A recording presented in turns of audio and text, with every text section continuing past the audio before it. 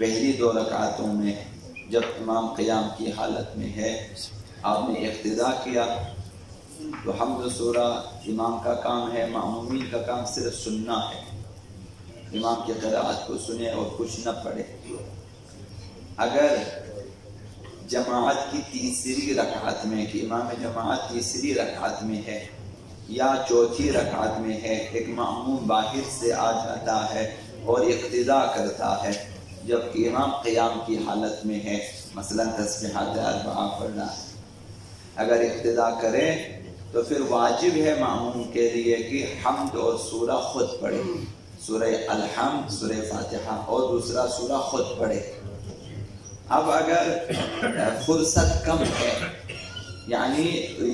رکوع میں امام سے ملنا ضروری ہے،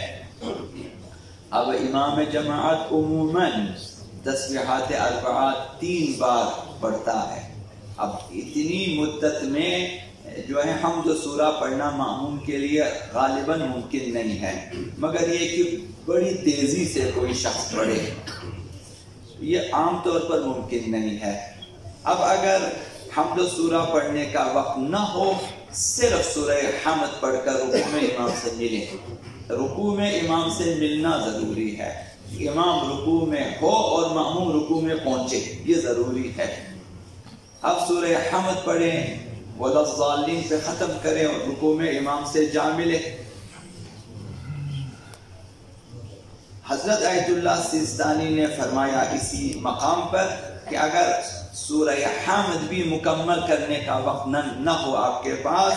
تو سورہ حمد کو قطع کریں، وہیں پہ چھوڑ دیں، جہاں آپ پہنچے ہیں وہیں رک جائیں اور رکوع میں جائیں، امام سے ملیں، آپ کی جماعت صحیح ہے۔ اس صورت میں کہ آپ نے سورہ حمد کو مکمل نہ کیا اور رکوع میں امام سے آپ ملے،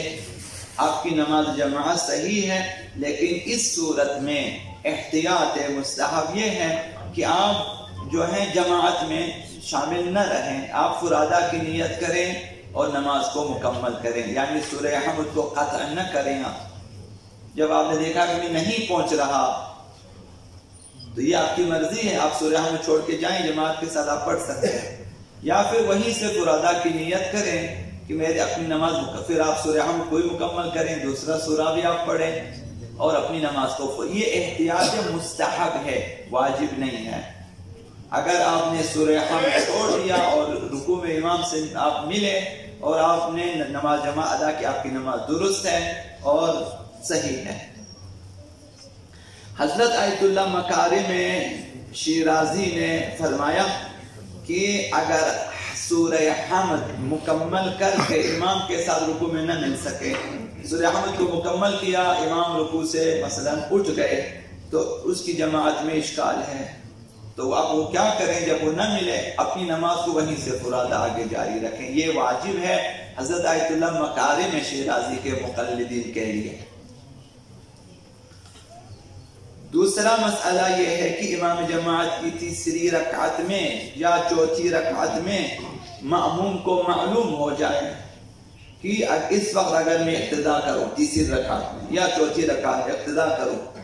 تو رکوع میں امام سے نہیں مل سکتا،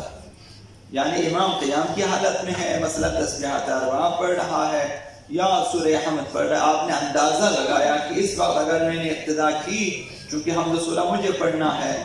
تو میں رکوع میں امام سے نہیں مل سکتا، سورہ حمد پڑھ کر دوسرا سورہ پڑھ کر رکوع میں امام سے نہیں مل سکتا۔ یہاں پر واجب ہے کہ وہ شخص اقتدا نہ کرے اس وقت تک جب تک امام رکوع میں نہ جائے، وہ کھڑا رہے ایسے ہی، کیونکہ جب امام رکوع میں جائیں اور آپ اقتدا کریں پھر حمد سورہ آپ سے ساقط ہے، لہذا آپ انتظار کریں، کیونکہ نہیں پڑھ سکتا، آپ کو پتہ ہے کہ میں نہیں پڑھ سکتا مثلا، تو آپ انتظار کریں، واجب ہے کہ آپ رک جائیں، اس وقت ابتدا نہ کریں۔ جب امام رکوع میں پہنچے آپ فوراً جماعت کی نیت کریں، تکبیر پڑھیں اور رکوع میں جائیں، امام سے ملیں، آپ کی جماعت درست ہے، حمد سورہ بھی پڑھنے کی ضرورت نہیں رہے گی۔ رکوع میں امام سے یہ واجب ہے، بنا بر احتیاط واجب، صبر کریں تا ان کی امام رکوع میں جائے، نماز کی تیسری رکعت میں اور چوتھی رکعت میں۔ تیسرا مسئلہ یہ ہے کہ اگر مأموم نماز فجر، نماز مغرب اور نماز عشاء، اس میں امام جماعت کے الحمد کی جو ہے آواز کو سن رہا ہے کہ امام جماعت پڑھ رہا ہے اور وہ سن رہا ہے، آواز آ رہی ہے کانوں میں. دوسرا سورہ آواز آ رہی ہے اس کے کانوں میں، تو اگرچہ کلمات کو تشخیص نہ دے سک رہا ہو، امام جماعت دور ہے اور جماعت بڑی ہے اور آپ پیچھے کھڑے ہیں، آواز آ رہی ہے، اتنا آپ کو پتا چل رہا ہے کہ سورہ حمد کی تلاوت ہو رہی ہے، لیکن جو مشخص نہیں ہے، یعنی صاف نہیں آ رہی آواز، کلمہ بکلمہ آپ کے کان میں آواز نہیں آ، لیکن آواز آ رہی ہے، اتنا آپ کو پتا چل رہا ہے کہ امام حمد و سورہ پڑھ رہا ہے. تو اس صورت میں جو ہے آپ کو سننا چاہیے کہ واجب ہے کہ آپ امام کی قرات کو سنیں. اگر بعض کلمات کو نہیں سن رہا، بعض کلمات آپ سن رہے ہیں بعض کو نہیں سن رہا، اس صورت میں اگر آپ اسی پر اکتفا کریں، کچھ نہ پڑھیں، رکوع میں امام کے ساتھ جائیں، آپ کی نماز صحیح ہے. احتیاط مستحب یہ ہے اس صورت میں کہ بعض کلمات کو سن رہے بعض کو نہیں سن رہے امام جماعت کی. حضرت آیت اللہ سیستانی میں جائز ہے، جن کلمات کو نہیں سن رہا آپ اسے پڑھ سکتے ہیں. مثلا جو ہے اہدنا الصراط المستقیم کو نہیں سنا تو آپ ان کلمات کو پڑھ سکتے ہیں، اہدنا الصراط المستقیم. مثلا جن کلمات کو نہیں سن رہا، مثلا نہیں سنا بیچ میں مثلا، تو ان کلمات کو آپ پڑھ سکتے، جائز ہے، نہ مستحب ہے نہ واجب، دونوں نہیں ہے، جائز ہے. تو بہتر ہے نہ پڑھیں، امام نے جو کچھ پڑھا بس ٹھیک ہے. تو یہ اس وقت کی امام کی آواز آ رہی ہے، اگرچہ کلمات مشخص نہیں ہے، پھر بھی آپ کو امام کی قرات سننی چاہیے، آپ خود کچھ نہ پڑھیں. حضرت آیت اللہ مکارم شیرازی نے فرمایا حتیٰ اگر جو ہے بے مفہوم آواز بھی آ رہی ہو امام کی، جماعت بہت دور ہے، آپ پیچھے کھڑے ہیں،